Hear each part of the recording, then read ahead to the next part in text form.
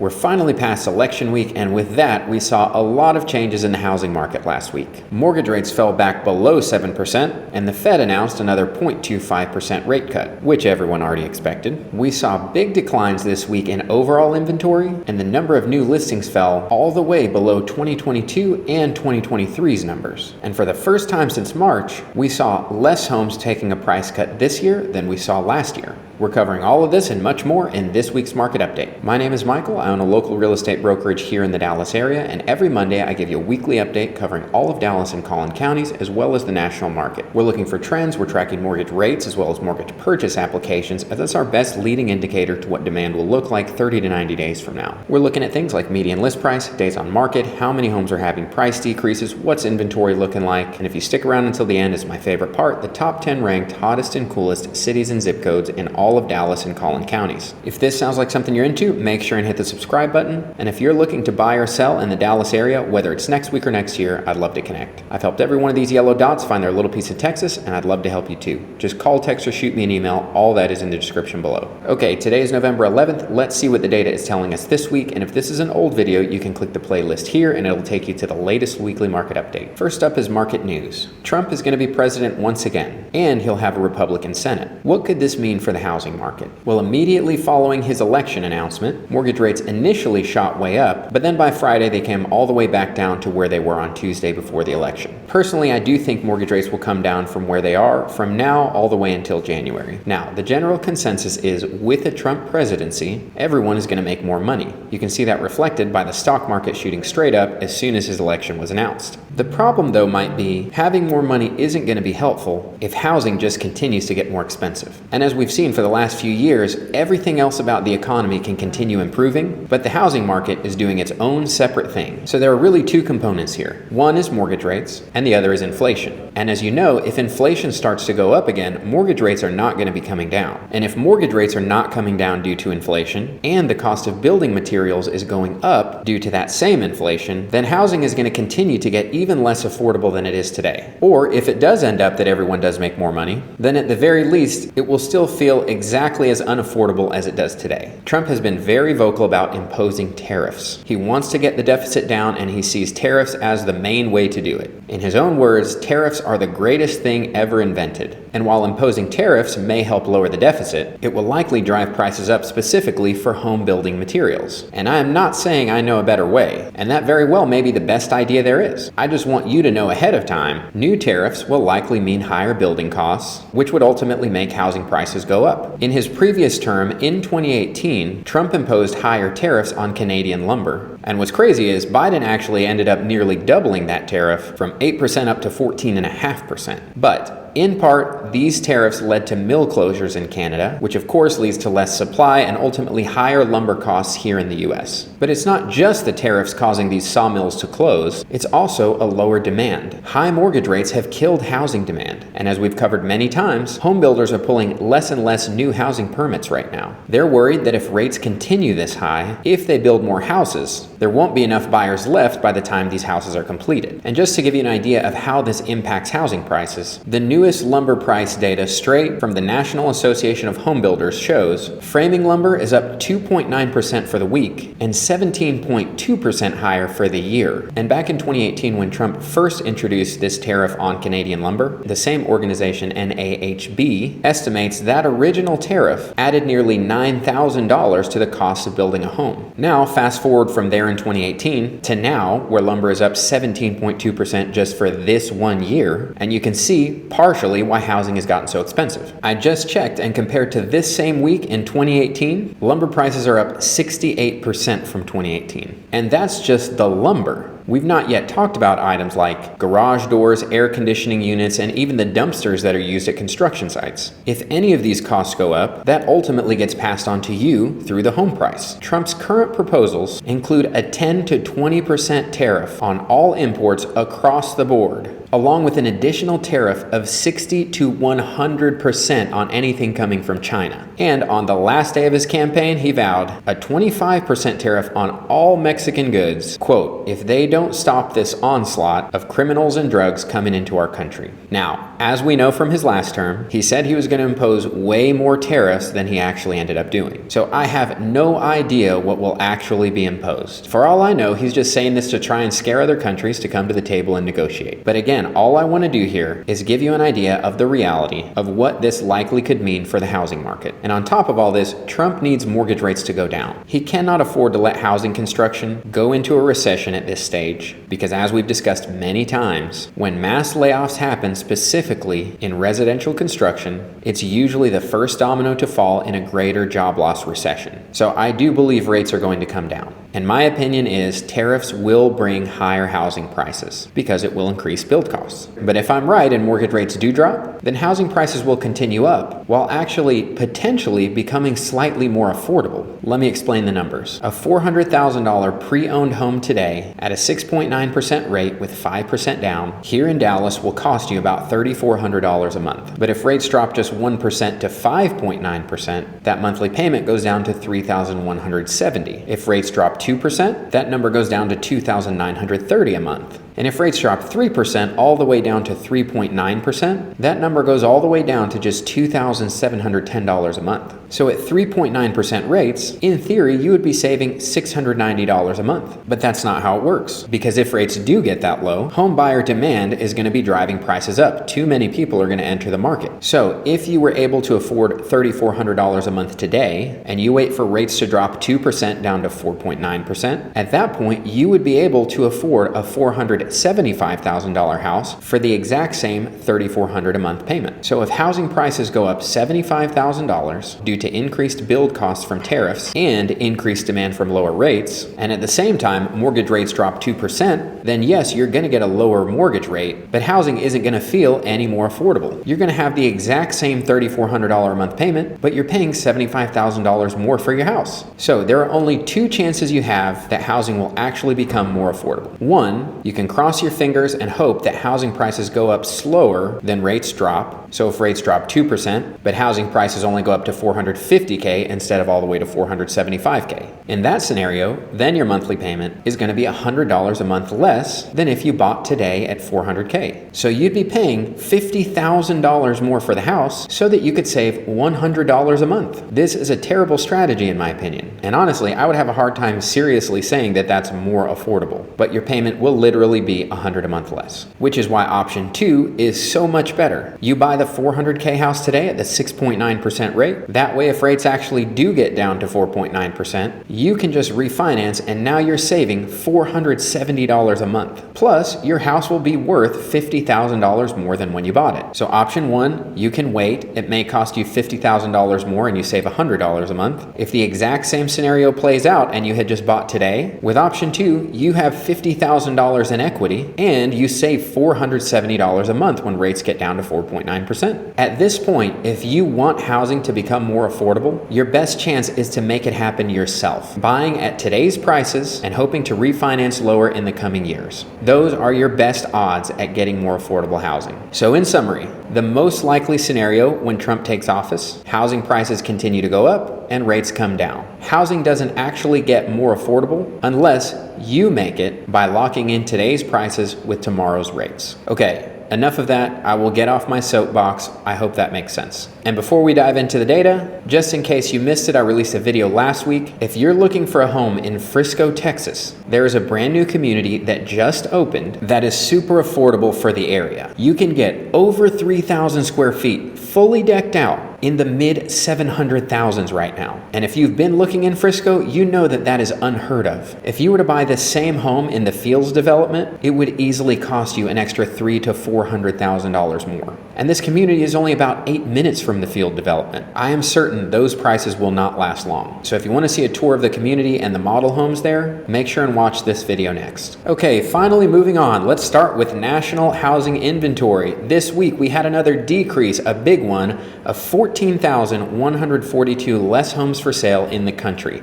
That gets us to just 27% more inventory than we had last year, to a total of 721,576 homes available for sale in the country. And this same week last year, inventory was only at 566,941. So still way better than last year. Then for reference, the all-time inventory bottom of 2022, we only had 240,000 homes for sale. The peak of last year, we had 570,000 homes for sale. And this same week in 2015, we had about 1.14 million homes for sale. So it looks like back here in mid-October probably was the inventory peak for the year, which means we're trending back towards a normal market.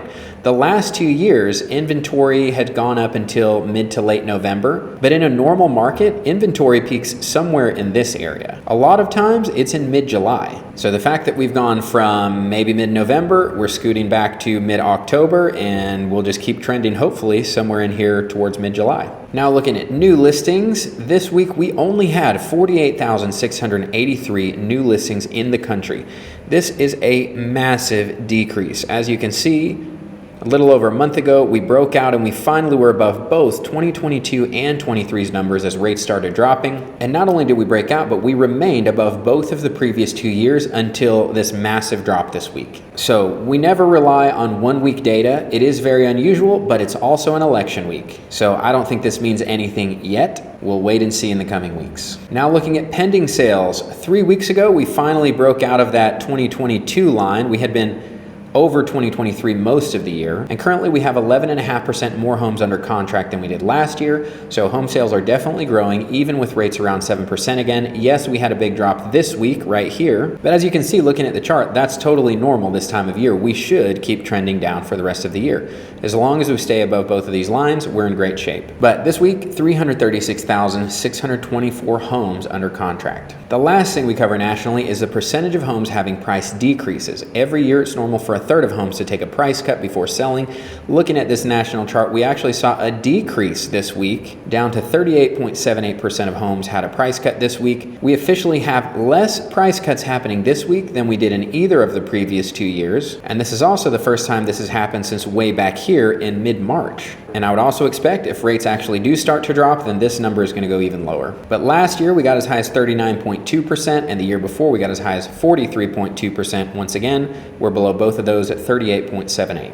And just so you know, if you want home prices to come down, this number needs to be going up, not down. Now moving on to mortgage rates, we started the week at a 7.05, got all the way up to a 7.03. That was Wednesday after the election was announced, but then Thursday, Friday, we came straight back down, actually lower than we had started the week, all the way down below 7%. Now looking at mortgage purchase applications. So last week, even with mortgage rates eventually getting down below 7%, we did see a 5% decrease in the number of people applying for mortgages. So we're basically going sideways. We went 5% up this week, 5% down this week. We're pretty close to the amount of people applying last year. And I've been saying this all year, and I still believe this. There's no reason to believe mortgage demand is going to grow significantly with rates anywhere near this high. Real demand is going to come in once rates get and stay below 6% for a sustained period of time. The evidence we have of this, new construction has been offering below 6% rates for a long time, and they're still selling way more homes than the resale market. That's where demand is. Okay, moving on to the local markets now, starting with the MLS data of Dallas County. We had 488 new listings. That's 15 less than last week. 262 closings. That's 76 less than last week's. So that's a big number, but that's from over a month ago when rates started going up again. So specifically, the closings numbers are always delayed at least a month, as it typically takes 30 days to close. Of the homes that closed, 49 were immediate sales, meaning they contracted within the first week. That's 18 less than last week. 147 went under contract. That's 66 less than last week. In total, there are 2,014 homes either under contract or pending. That's 235 more than last week. Then looking at Collin County, 313 new listings. That's 40 less than last week. 219 closings.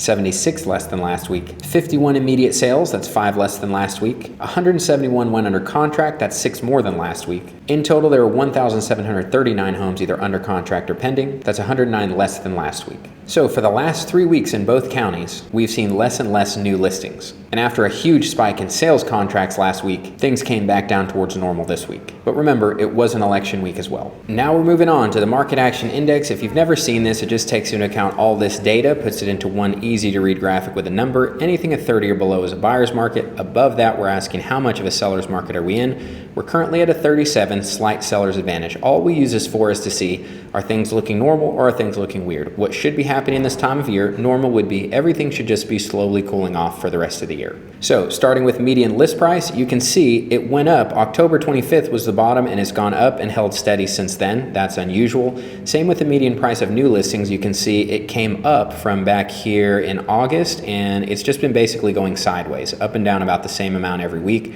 That's unusual. It should be trending down. Average days on market though are going up. Went up by 2 days. That's normal. Median days on market holding steady at 63. Number of homes having price decreases is going down. That's unusual, and that's what's holding up the higher prices.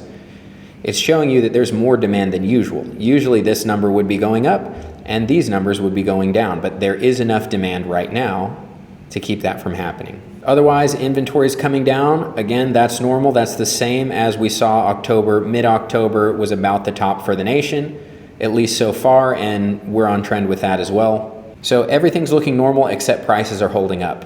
And again, the market action index, you can see it's clearly trending down. Even though it's been holding pretty steady for a while, had a little drop this week.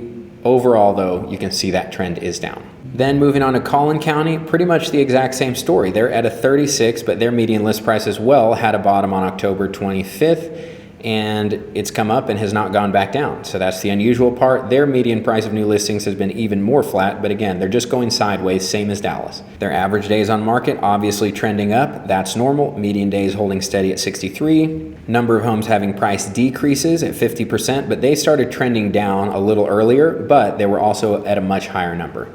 But either way, this is not normal for that to be trending down, which again is what's holding up the home prices. Their inventory is dropping a lot quicker than Dallas, it appears, but it's totally fine that it is dropping. That's normal. And then their market action index did actually see a noticeable drop this week. That may just be 1 week data. It could come right up next week.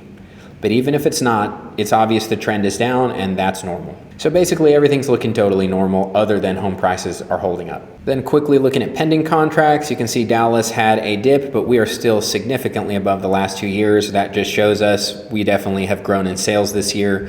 Looking at Collin County, they finally came down. I mean, they had been going up for weeks. You can see on their chart, they should have been going down since about here. And instead they have been going up and up and up and sideways, and now finally we had 1 week of down.